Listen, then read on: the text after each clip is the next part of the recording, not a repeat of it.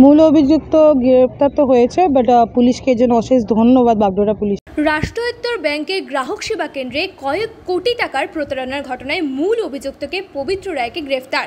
ধৃতকে শিলিগুড়ি মহকুমা আদালতে পাঠানো হয়েছে। অভিযুক্তকে রিমান্ডে এনে পুরো ঘটনার তদন্তে নামবে বাগডোগরা থানার পুলিশ। গতকাল শিলিগুড়ি থেকে গ্রেফতার করা হয়েছে মূল অভিযুক্ত পবিত্র রায়কে। বাগডোগরার রাঙাপানির একটি রাষ্ট্রায়ত্ত ব্যাংকের গ্রাহক সেবা কেন্দ্রে শতাধিক গরিব মানুষ কষ্টার্জিত টাকা জমিয়ে রেখেছিলেন।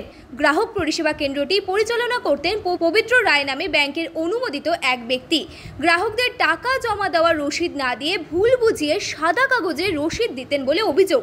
সেই সঙ্গে ফিক্সড ডিপোজিটের ক্ষেত্রে ভুয়ো কাগজ তৈরি করে তা গ্রাহকদের হাতে তুলে দিতেন অভিযুক্ত। এরপর কিছুদিন গ্রাহক সেবা কেন্দ্রটি বন্ধ থাকায় সন্দেহ হয় গ্রাহকদের।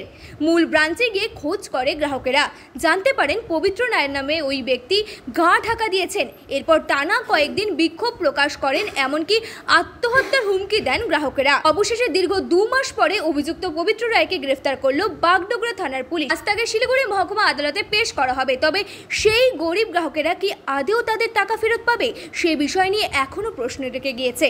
মূল অভিযুক্তকে গ্রেফতার হওয়ায় খুশি গ্রাহকেরা। মূল অভিযুক্ত গ্রেপ্তার তো হয়েছে, বাট পুলিশকে জন্য অশেষ ধন্যবাদ। বাগডোগরা পুলিশকে। আমাদের এত গরিবের একটা আশা ছিল যে কবে ধরা পড়বে, অবশেষে ধরা পড়লো। খুবই আমরা খুশি ব্যাপারটা নিয়ে। তবে আমরা এখন ব্যাংকে এসেছিলাম, ম্যানেজারের সাথে কথা বললাম। উনি অ্যাকচুয়ালি আমাকে কাল পরশুদিনও ফোন করেছিলেন, বলেছিলেন যে উনি আমাদের এই ব্যাপারটা নিয়ে কলকাতা যাবেন। ইভেন আমাকে এখন ফোনে প্রুফও দেখালো যে আমি কালকে ক্যালকাটা যাচ্ছি আপনাদের এই ব্যাপারটা নিয়ে। তা আমি বললাম এখন তো চোর ধরা পড়ে গেছে, তো এবার ডিটেল তাড়াতাড়ি কাজটা করলে ভালো হয়, তাই না? পাবলিক এখন আর সহ্য করতে পারছে না, ধৈর্য পাচ্ছে না। অনেক দিনই তো হয়ে গেল, প্রায় 3-4 মাসের কাছাকাছি। তো ম্যানেজার বললো আমি ওখান থেকে এসেই আপনাদের থার্সডেতে জানিয়ে দিব, আর আমরা খুব তাড়াতাড়ি শীঘ্রই কাজটা চালু করছি। কত টাকা প্রতারিত হয়েছে এখনও পর্যন্ত তো এক্স্যাক্টলি বলতে পারছে না যে কতটুকু। আমার তো প্রায় আছে 7-8 লক্ষ টাকার মতো। কি নাম আপনার? প্রতিমা।